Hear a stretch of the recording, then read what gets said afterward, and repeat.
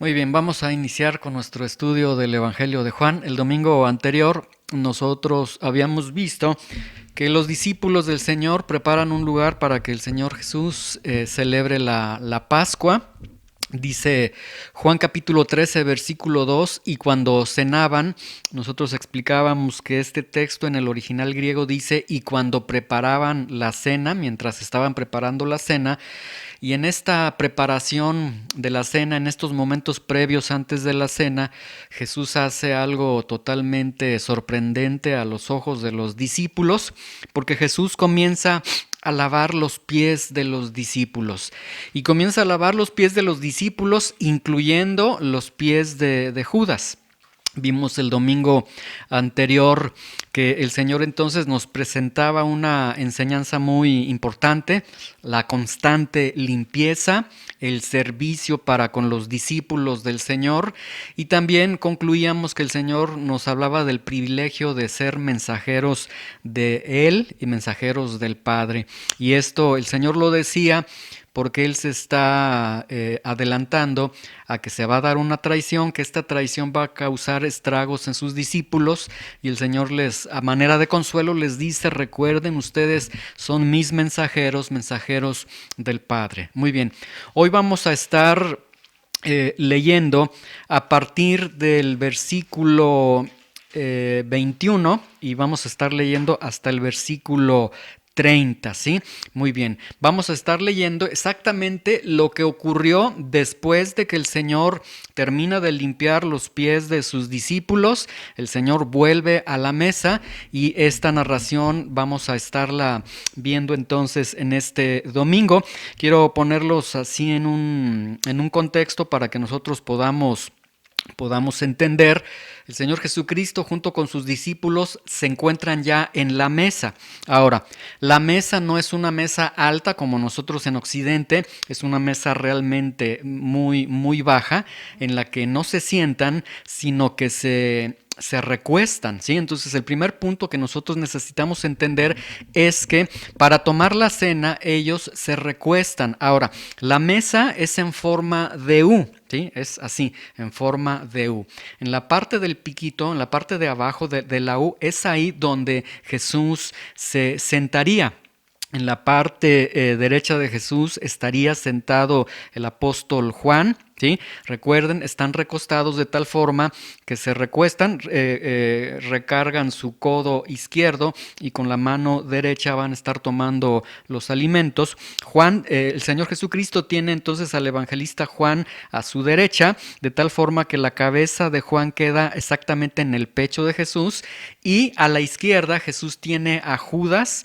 Entonces esto quiere decir que la cabeza de Jesús está en el pecho de Judas, ¿sí? Bueno, esto necesitamos nosotros entenderlo. Ahora, los comensales, como les digo, se recuestan entonces en su codo izquierdo para alcanzar la comida, con su mano derecha prácticamente es como si estuviesen tomando la cena o los alimentos a nuestra percepción occidental, pues prácticamente acostados, ¿sí? Recostados realmente, ¿sí?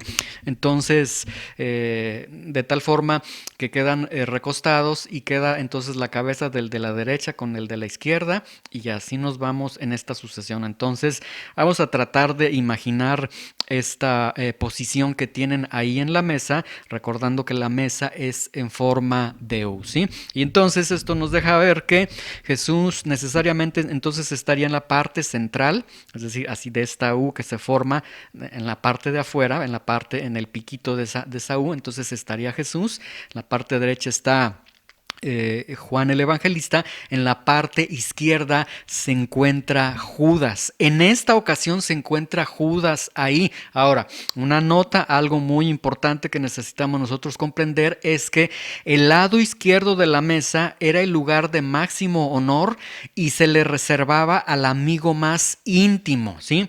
Esto entonces está implicando que cuando el Señor entonces, antes de ir a la mesa, esto que acabo yo de mencionarles, necesariamente está implicando que antes de ir a la mesa, Jesús habría hablado con Judas y le habría invitado, le habría dicho: Judas, en esta cena, en este momento, quiero que tú te sientes al lado izquierdo, es decir, quiero tenerte cerca de mí, quiero que estés en el lugar de máximo honor, en el lugar reservado al amigo más íntimo. Y esto cobra un color muy impresionante en la narración, porque de acuerdo a los usos de los judíos y a la forma como ellos entonces estaban tomando esta cena, entonces esto nos deja ver que Jesús habría hecho esta invitación a Judas. Entonces imagínense que Judas entonces está ocupando un lugar de máximo honor,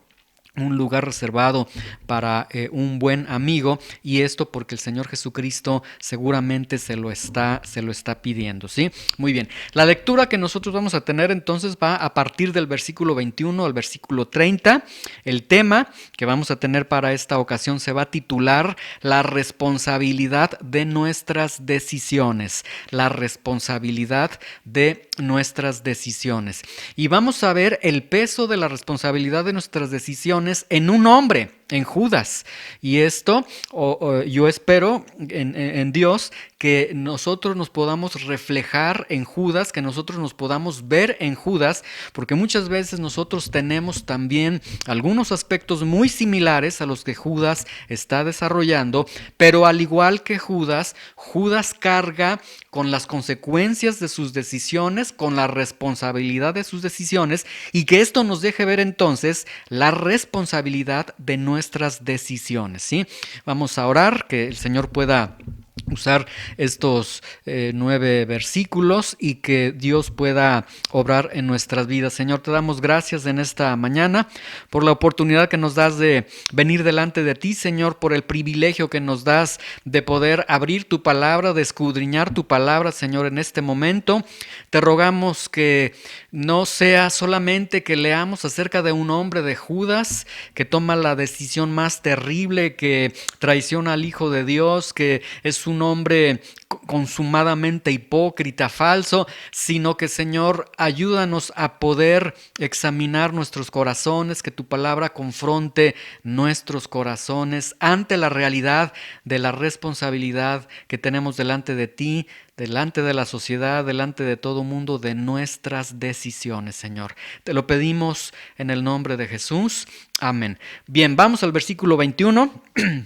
Juan 13:21 dice así: recuerden, esto es después de que el Señor Jesucristo ha terminado de lavar los pies. Los discípulos están sumamente sorprendidos. El Señor ya les ha dado una enseñanza impresionante, limpieza constante. Vieron lo que yo hice con ustedes, tienen ustedes que hacerlo así también con los discípulos, con aquellos que me están siguiendo. Después de eso, regresan a la mesa, se posicionan en la mesa como les he dicho, recostados en esas posiciones, al menos de Jesús. Sabemos dónde está Jesús, sabemos que Juan, el evangelista, se encuentra al lado derecho de Jesús, Judas se encuentra en el lado izquierdo, ¿sí? De los otros discípulos no nos dice, al menos de estos discípulos podemos entender que se encuentran en esos lugares. Ahora, vean lo que a continuación se va desarrollando. Habiendo dicho esto, ¿y qué es esto que ha dicho? Pues la enseñanza que les ha dicho. Vieron lo que yo hice con ustedes, háganlo ustedes también. Necesitan constante limpieza, lo que vimos el domingo anterior. Habiendo dicho esto, Jesús, a continuación dice, se conmovió en espíritu y declaró y dijo: de cierto les digo que uno de ustedes me va a entregar, ¿sí? Y esta es una descripción sumamente impresionante, es una descripción increíble, porque recordemos que Jesús es 100% hombre y Jesús es 100% Dios. Sin embargo, a pesar de que es 100% Dios y conoce en su omnisciencia, conoce todas las cosas, sin embargo, vean que dice que se conmovió en espíritu. Y este término se conmovió nos habla de atribularse o de agitarse, ¿sí? Entonces, quiero que vean que el Señor Jesucristo, es más, en el relato, en la composición griega de este texto, el texto lo que nos está arrojando es que Jesús prácticamente no puede ni siquiera articular las palabras porque se siente muy atribulado, se siente muy agitado dentro de su ser. ¿Por qué se encuentra así? Porque sabe, porque tiene el conocimiento de que uno de sus discípulos lo va a traicionar, y eso para Jesús es un golpe sumamente duro al grado que lo conmueve profundamente en su espíritu, ¿sí? Ahora, es notoria el estado de aflicción, el estado de angustia que tiene Jesús, al grado, como les digo, que sus discípulos lo están percibiendo, al grado que Jesús parece que incluso no puede hablar porque realmente está muy atribulado, pero las palabras que salen de Jesús es de cierto les digo, es decir, les voy a decir una verdad muy importante, una verdad muy contundente. Uno de ustedes me va a entregar. Y esto es impresionante. Quiero que vean el primer punto.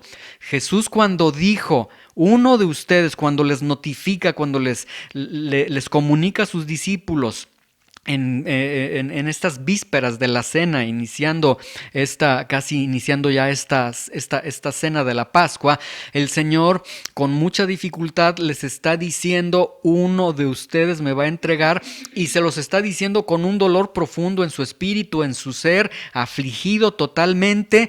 Y después de eso, ¿qué sucedió? Dice el versículo 22, entonces los discípulos, cuando escuchan que Jesús les dice, uno de ustedes me va a entregar, dice, se miraban unos a otros dudando de quién hablaba. Bueno, les voy a leer Mateo 26, 22 y Lucas 22, 23 para que vean lo que sucede también en ese momento y lo que Mateo y Lucas nos dice que sucede, porque Juan solamente nos dice que los discípulos comenzaron a mirarse entre ellos y dudaban entre ellos quién sería quien le iba a entregar. Dice Mateo 26, 22, y entristecidos en gran manera, comenzó cada uno de ellos a decirle al Señor, ¿soy yo, Señor? Y Lucas 22, 23 dice, entonces comenzaron a discutir entre sí quién de ellos sería el que había de hacer esto. Entonces, tomamos Juan 13, 22, Mateo 26, 22, Lucas 22, 23. Y entonces tenemos lo siguiente, cuando Jesús les dice, de cierto les digo, uno de ustedes me va a entregar, ¿qué es lo que sucedió? Bueno, obviamente no guardando un orden de eventos, es decir, no sucede primero lo que dice Juan, luego lo que Mateo, luego lo que Lucas, pero vamos a colocar, vamos a juntar estas versiones que nos están dando Juan, Mateo y Lucas, y esto es lo que sucede. Cuando Jesús entonces dice, uno de ustedes, y lo dice con gran dolor, con gran angustia, con gran aflicción, y dice, uno de ustedes me va a entregar. Ellos entonces, entre los discípulos, ¿qué es lo que sucedió? Entre ellos estaban mirando el uno al otro. Pedro veía a Juan, Juan veía a otro discípulo, entre todos ellos estaban viendo y comenzaban a dudar todos de todos. Es decir, Pedro, yo creo que volteaba y decía, ¿este será el que lo va a engañar? No, ¿es este? ¿Será este? Y todos entonces están dudando de todos. Comienzan a discutir entre ellos. ¿Sí? Se da una discusión, es decir, pasa del estar dudando al decir, tú lo vas a traicionar, no, yo no soy el traidor, no, tú eres el traidor, y comienzan a discutir entre ellos, y después les embarga una tristeza a los discípulos, y los discípulos se confrontan ellos mismos, y cada uno de ellos le dice al Señor, Señor, ¿soy acaso yo el que te va a traicionar? Y lo irónico es que Judas también lo hizo. Judas también vio a los discípulos y dudó de si ellos lo iban a traicionar. Judas también discutió entre los discípulos diciendo, no, tú lo vas a traicionar, no, que tú eres el que lo va a traicionar. Y Judas también con tristeza le pregunta a Jesús y le dice, ¿soy yo el que te va a traicionar? Obviamente el Señor le contesta y le dice, tú lo has dicho, ¿sí? Pero vean la ironía, la hipocresía de Judas. Ahora, Juan, el versículo 23, regresando a Juan 13, 23, dice, y uno de sus discípulos, al cual Jesús amaba, después de que se dio este ambiente de duda, este ambiente de discusión, este ambiente de tristeza, dice, y uno de sus discípulos, al cual Jesús amaba, que sabemos es el mismo escritor Juan el Evangelista, estaba recostado al lado de Jesús. ¿Sí? Bueno, ya entendemos por qué estaba recostado al lado de Jesús. Muchos piensan que fue un momento tierno. No, era la posición que ellos tenían. Como ya les expliqué, están recostados. Prácticamente la cabeza del que está a la derecha queda en el pecho del que está a la izquierda. Por lo tanto, bueno, están recostados. Entonces Juan el Evangelista está recostado. Tiene a Jesús a su izquierda, por eso entonces dice, estaba recostado al lado de Jesús, ¿sí? Y bueno, aprovechando esta posición que tiene en la mesa, vean el versículo 24, Simón Pedro, pues él aprovecha esto y dice, a este pues hizo señas Simón Pedro, seguramente con la cabeza, le hace señas para que él le preguntara a Jesús, puesto que lo tenía muy cerca, puesto que estaba cerca del pecho de Jesús, y que le preguntara quién era, de quién está hablando el Señor, ¿sí? Bueno, vamos al versículo 25. En el versículo 25 vemos que dice, él entonces, recostado cerca del pecho de Jesús nuevamente, no es un momento tierno, es la posición que tienen en la mesa.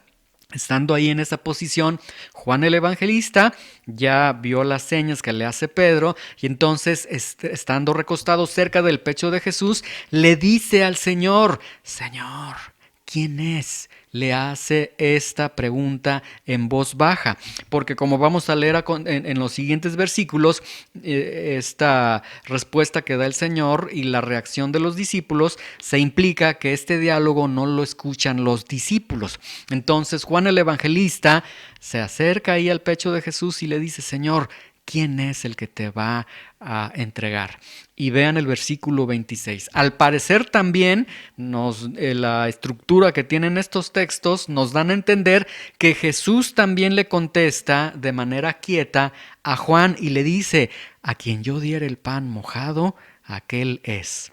Sí, entonces tienen un diálogo Juan el Evangelista y Jesús, y después de que Jesús le ha dicho a Juan el Evangelista, aquel que moje este pan, ¿cómo es que se mojaba el pan? Se mojaba el pan en una salsa de hierbas, es decir, este pan cuando se mojaba en la salsa de hierbas era un pan realmente sabroso, era una delicia, pero aquí el punto es que en las usanzas judías, cuando se mojaba el pan en salsa, y cuando el pan se ofrecía, este pan mojado se ofrecía, ¿sí? Era símbolo de máximo honor, de máximo respeto, de máxima amistad. Entonces, lo que Jesús está diciendo en este momento es, al que yo le dé el honor más especial, al que le dé mi amistad y mi respeto, Él es el que me va a traicionar. O sea, vean cómo el Señor, ya van dos acciones en las que el Señor realmente está mostrando misericordia, está mostrando gracia, está mostrando una nueva oportunidad, está mostrando amor, está mostrando perdón a Judas, ¿sí? Primero concediéndole el lugar de la izquierda, ahora concediéndole este pan mojado en salsa, ¿sí? Entonces es como si estas dos acciones de Jesús le estuviesen diciendo a Judas, Judas, aún puedes detenerte, aún la puerta del arrepentimiento está abierta para ti, aún la puerta de la misericordia está abierta para ti, aún cuando me has traicionado todavía, Judas, yo te puedo perdonar, todavía te puedes detener, ¿sí?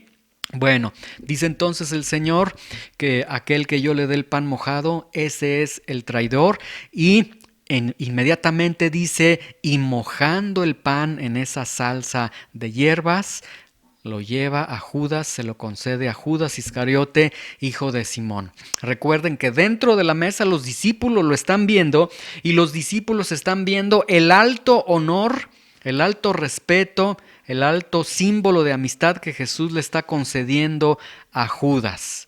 Pero vean el versículo 27 lo que sucede. Y después del bocado, es decir, vean, si dice después del bocado, significa que Judas recibió el pan mojado en salsa de hierbas.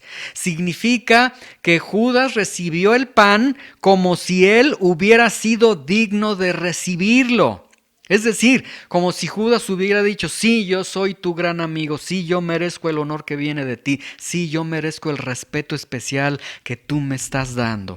Vean nada más la magnitud. Recibe el pan con este simbolismo que tiene de mano de aquel que ya había traicionado. Es impresionante el actuar de Judas. Pero vean el versículo 27, y después del bocado, después de que recibe el pan, se lo come, Satanás entró en él, entró en Judas. Entonces, una vez que lo recibe, en situación que en verdad él se siente digno, se come el pan, en ese momento Satanás es poseído por Satanás. Satanás entra en Judas, ¿sí? Y esto está implicando no que en ese momento, ya todo lo que va a hacer Judas está fuera de la responsabilidad de Judas. Judas se convierte en un títere de Satanás. No, esta expresión Satanás entró en él implica que Satanás toma el control absoluto sobre Judas, ¿sí? Entonces, ahora, quiero que nosotros entendamos que no es que Satanás tome el control de Judas en ese momento, porque ya había tomado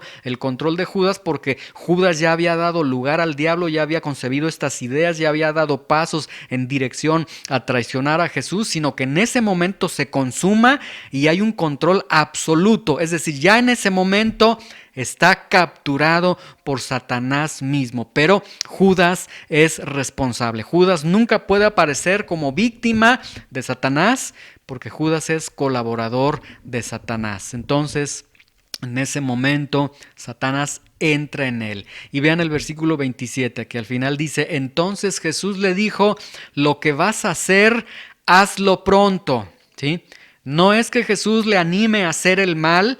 Jesús expresa una triste resignación. Jesús trató de detener a Judas repetidas veces. Jesús trató de alcanzar a Judas. Jesús trató de mostrarle a Judas el camino del arrepentimiento, etcétera. Pero Judas está obsesionado. Él va a desobedecer.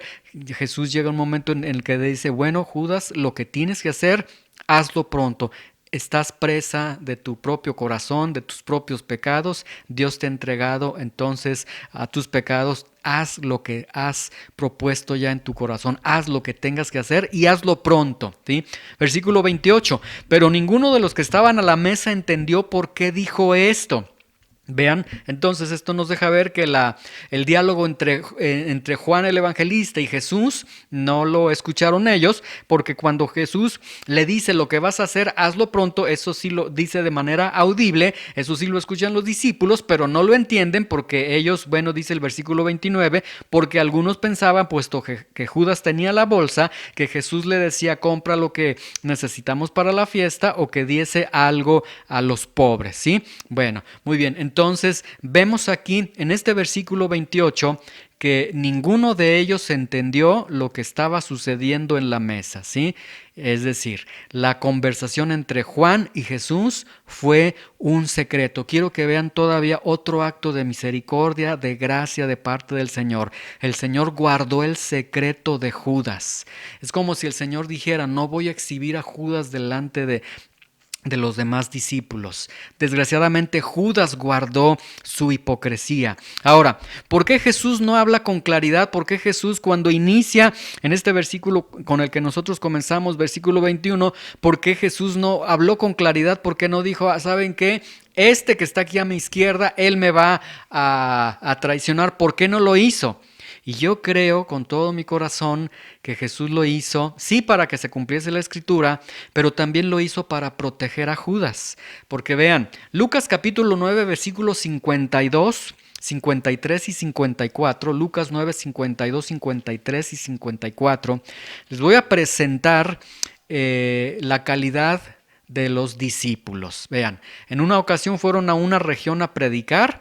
Los discípulos a evangelizar no los recibieron y dice el texto, y envió mensajeros delante de él, los cuales fueron y entraron en una aldea de los samaritanos para hacerle preparativos, mas no le recibieron, porque su aspecto era como de ir a Jerusalén.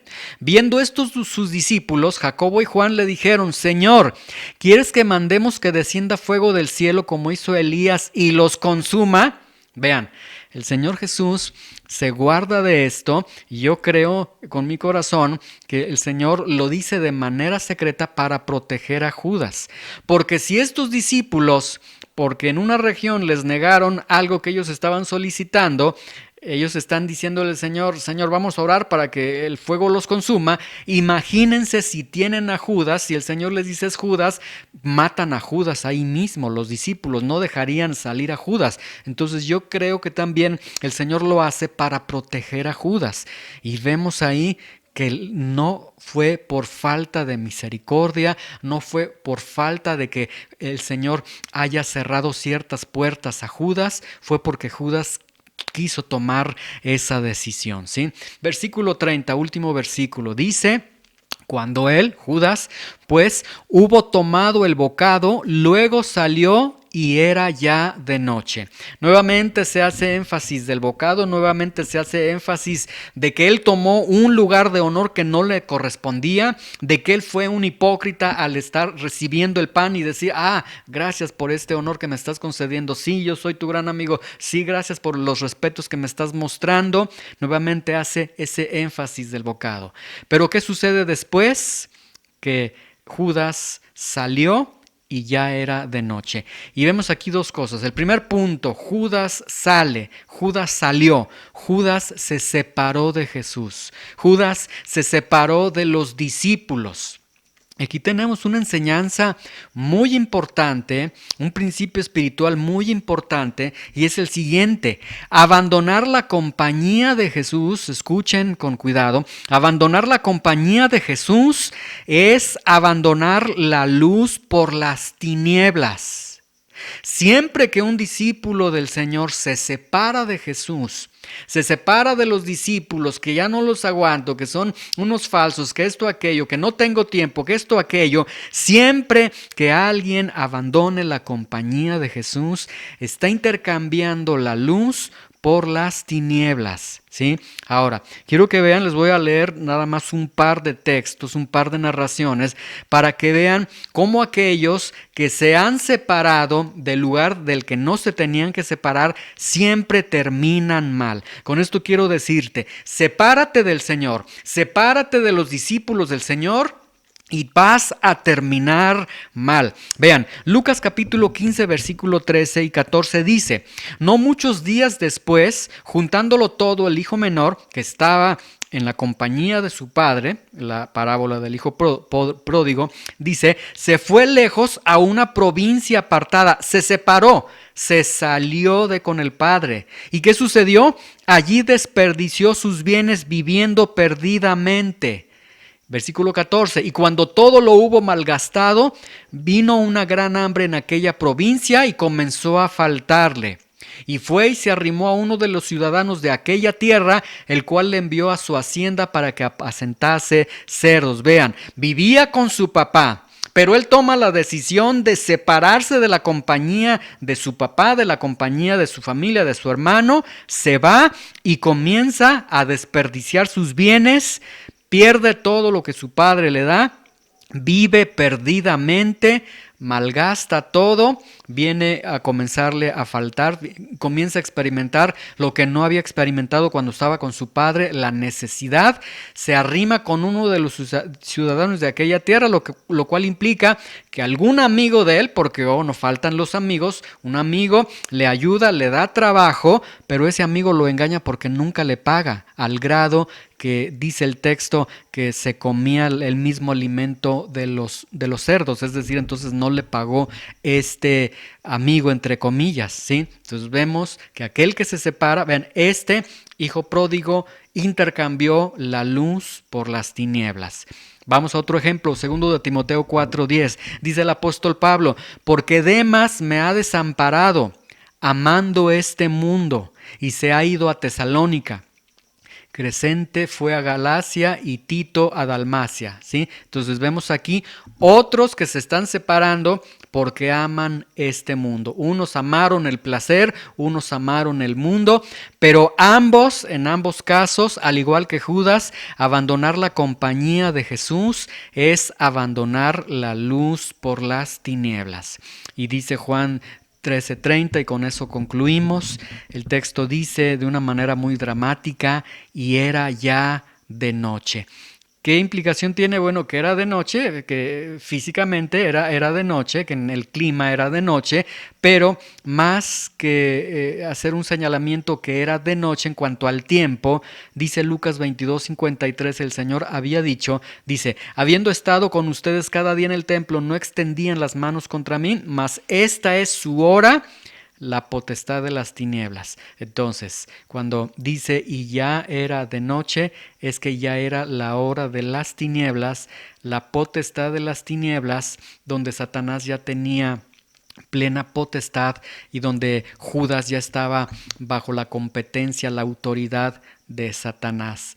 Entonces, era de noche en la vida de Judas, en el tiempo de Judas, en el alma de Judas ya era de noche. Y Judas nunca volvió a encontrarse con el Señor Jesucristo ni con los discípulos. ¿Qué aprendemos con estos textos? Es breve la enseñanza el día de hoy, lo sé, pero yo creo que es muy contundente para cada uno de nosotros. ¿Qué aprendemos?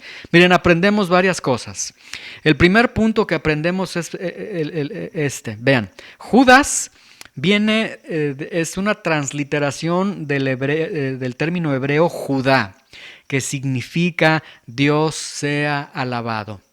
En ese sentido, dice Romanos 11:36, porque de Él y por Él y para Él son todas las cosas, a Él sea la gloria por los siglos. Amén. Este texto está implicando que todo debe ser para la gloria de Dios, incluyendo nuestras vidas. Entonces, en ese sentido, todos somos Judas. Todos somos un alabado sea Dios y todos deberíamos de vivir de acuerdo al nombre que tenemos. Alabado sea Dios, que Dios sea alabado. Y es irónico que Judas, quien tenía el nombre de alabado sea Dios, sea quien haya entregado al Hijo de Dios.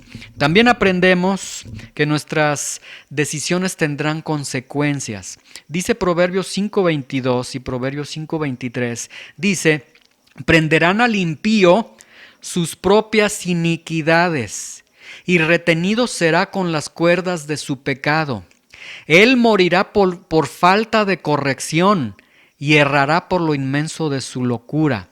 Quiero que vean que este texto, sabiduría pura que tenemos aquí en el libro de Proverbios, nos está diciendo que la cárcel, que la muerte del impío son sus propias decisiones pecaminosas que toma a lo largo de su vida.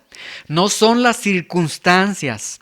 No es que me quedé sin trabajo, que era pobre, que esto, aquello, no. Dice, prenderán al impío sus propias iniquidades. Esas iniquidades que él tomó la decisión de hacerlas, no de parar, no de detenerse, no de decir, Señor, ayúdame a vencer este pecado, ayúdame a vivir en tu sabiduría, no. Van a prender al impío sus propias iniquidades. Vean que el impío él mismo se mata a él mismo.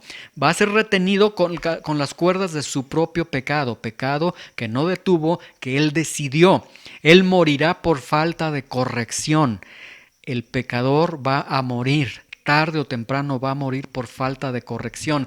Esto es dominio propio y va a errar por lo inmenso de su locura. ¿Qué significa esto? Que las decisiones que en un momento nos brindaron placer, que nos brindaron orgullo, que nos brindaron arrogancia, esta es mi vida, yo puedo hacer lo que quiera, tarde o temprano esas mismas decisiones nos van a ejecutar. Y quiero repetirlo nuevamente. Sí, tú sigue tomando las decisiones en tu vida. Sí, sigue en tu vida diciendo, yo sé lo que es mejor para mí. Sí, para mí, Dios, ahorita no tengo tiempo, esto es más importante. Sí, síguelo haciendo. Pero la Biblia te está prometiendo que esas decisiones que has tomado bajo este esquema de orgullo, de placer, de arrogancia, cada una de esas decisiones, tarde o temprano, esas mismas decisiones te van a ejecutar.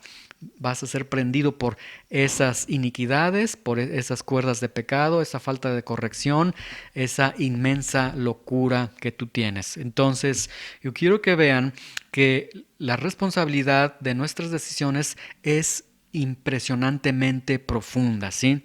También aprendemos, número 3, aprendemos que Judas no participó de la cena del Señor. Estaba casi a punto porque ya estaban sentados a la mesa. Y esto implica que nuestras malas decisiones nos van a privar del mismo Señor. A Judas, sus malas decisiones, porque todavía leímos en estos textos, todavía el Señor le abrió la puerta, le mostró, todavía el Señor con estos actos de misericordia, de amor, le estuvo diciendo: Judas, no es tarde todavía, sí, me entregaste, todavía hay perdón. Vemos ahí que Judas se mantuvo en la... Es que esto es impresionante. Judas tuvo al Hijo de Dios mostrándole misericordia y Judas se mantuvo en su decisión. O sea, eso es aplaudible en Judas. Fue totalmente decisivo, pero sus decisiones le evitaron participar en la cena del Señor, la última cena que el Señor celebra en esta tierra, la cual dijo: cuánto tiempo he esperado y no aguanto volverla a celebrar ya después allá en el cielo. Entonces vean, por estas decisiones Judas no participa de la cena del Señor, y esto entonces nos arroja la gran verdad de que nuestras malas decisiones nos pueden privar de la cena del Señor. ¿Cuándo es la próxima cena del Señor? Allá en el cielo. Entonces te lo digo más claro: tus malas decisiones te pueden privar del cielo. Vemos entonces que la responsabilidad de tomar decisiones no es cualquier cosa.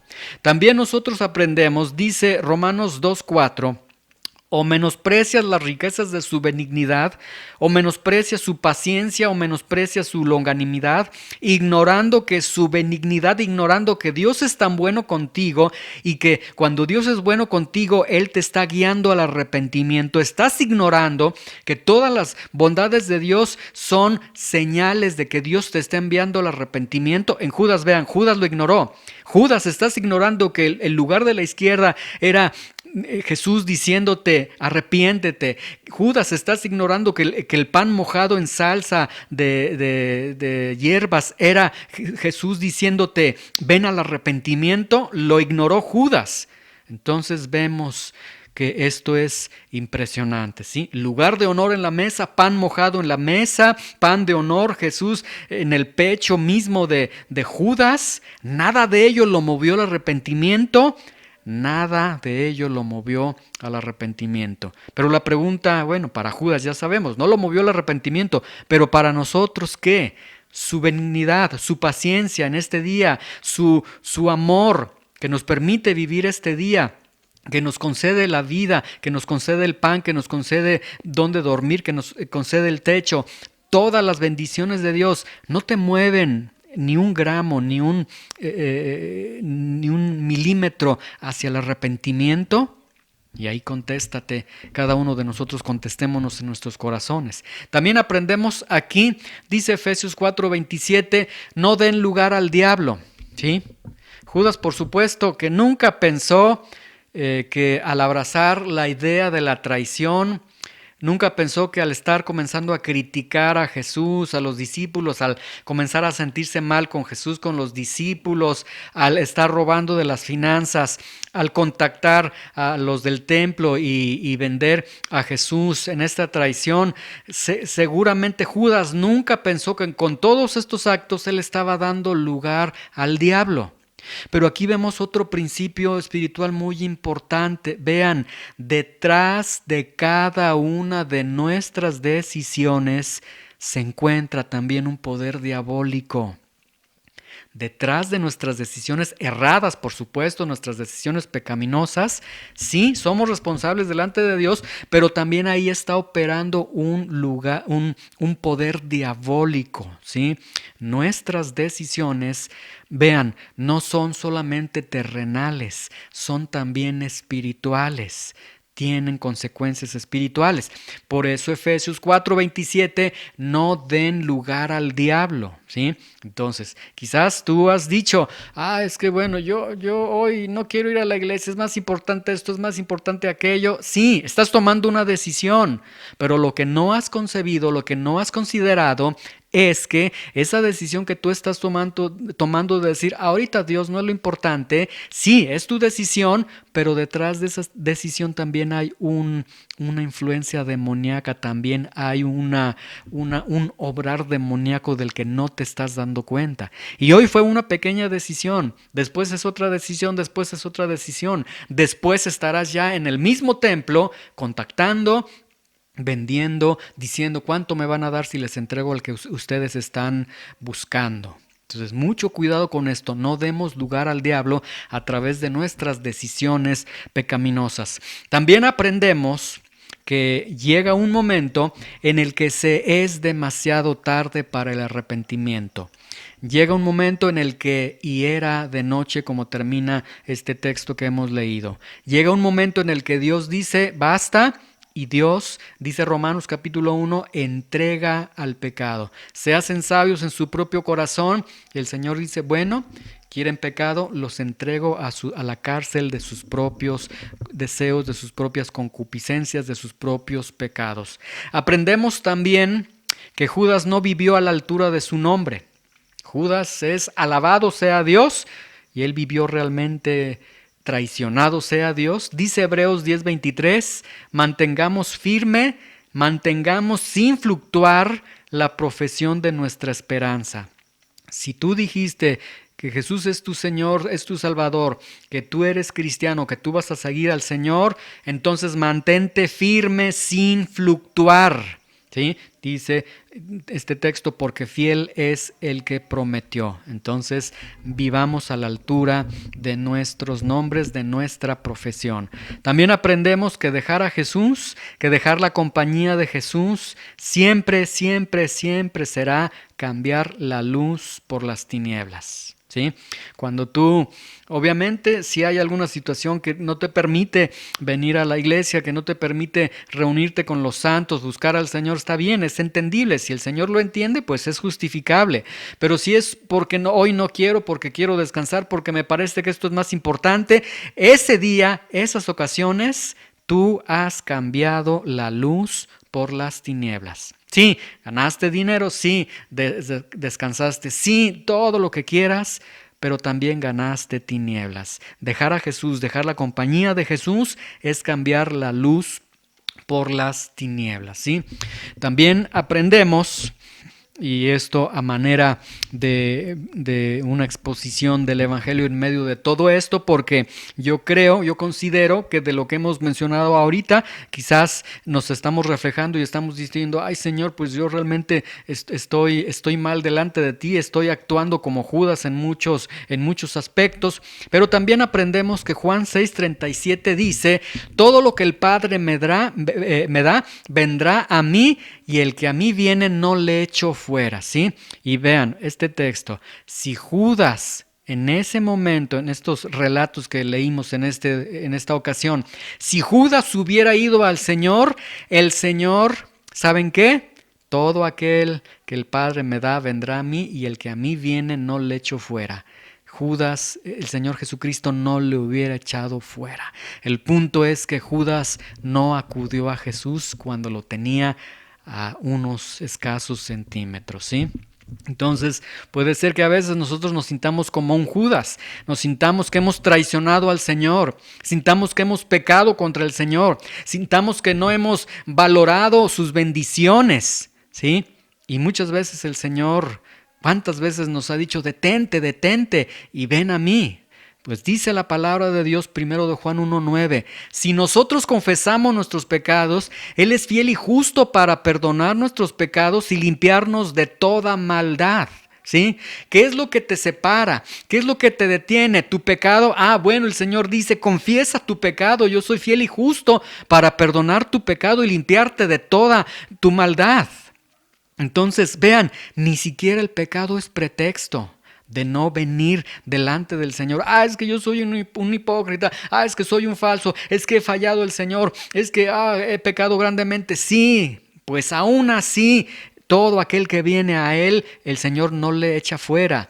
Sí, pero tengo pecado, confiesa tu pecado, Él te va a perdonar, Él te va a limpiar de toda maldad. Dice Isaías 1:18, vengan luego, dice Jehová, y estemos a cuenta. Vean, si sus pecados fueren como la grana, como la nieve serán emblanquecidos. Si fueren rojos como el carmesí, vendrá a ser como blanca lana. En otras palabras, si has pecado grandemente, si tienes un pecado, una culpa tan terrible que no te deja venir al Señor, dice, yo voy a perdonarte ampliamente. No importa que tus pecados estén tan impregnados a tu vida como la grana se impregna a la tela.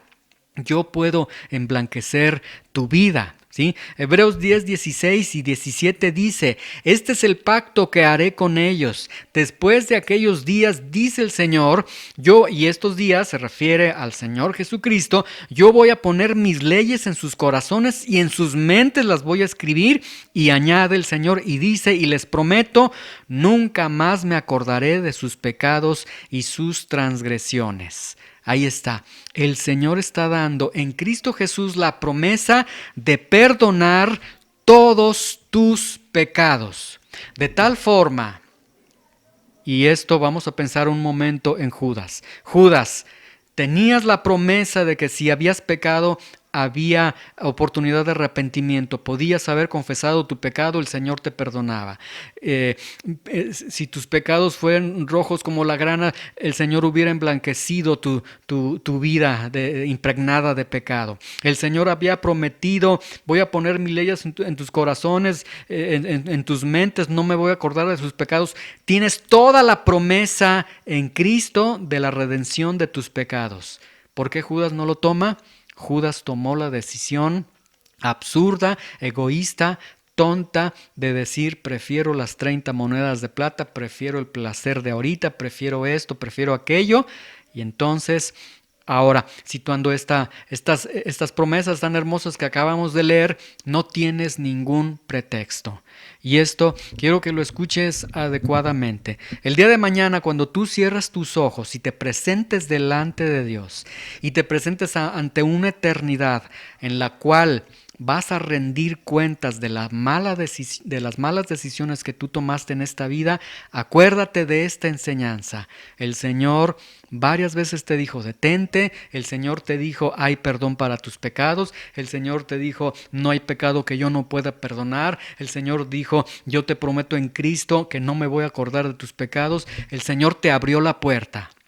Tú no pasaste por esa puerta, tú no quisiste tomar esta decisión por el Señor. Y no hablo de un decisionismo, obviamente hablo de que la palabra del Señor nos confronte y el Señor obre a través de su Espíritu Santo y nos lleve a la conclusión de que realmente hemos pecado delante de Él. Pero aun cuando el Señor mostró nuestra culpabilidad, nuestro pecado, tú continúas en Él, bueno, tú has abrazado tus propias decisiones y recuerda, como hemos titulado esta enseñanza, la responsabilidad de nuestras decisiones. No hay nada que hacer. Tú eres responsable de tus decisiones.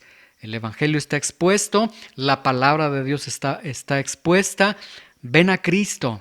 El Señor es como si en este domingo el Señor te colocara a su lado izquierdo y esté mojando el pan mojado en salsa, es decir, todavía te está dando señales de ven al arrepentimiento, no es demasiado tarde, ven a mí. Que el Señor obre en el corazón de cada uno de nosotros. Señor, te damos gracias por tu palabra, te damos gracias por esta narración que podríamos perdernos en la grandeza de la traición, en la grandeza de un corazón tan hipócrita, tan duro, pero realmente estos textos nos hablan de la grandeza del corazón del Señor Jesucristo, de la grandeza de la amplitud del perdón de Dios.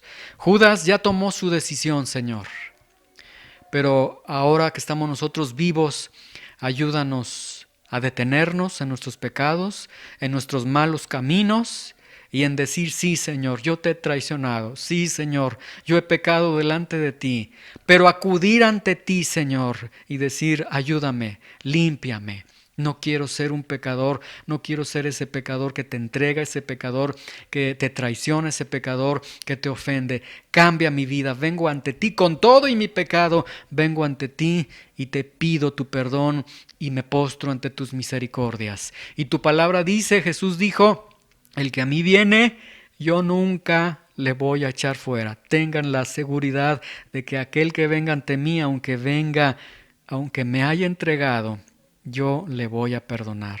Señor, ayúdanos a ver este amor tan impresionante y ayúdanos a entender el peso de nuestras responsabilidades. En el nombre de Jesús, amén.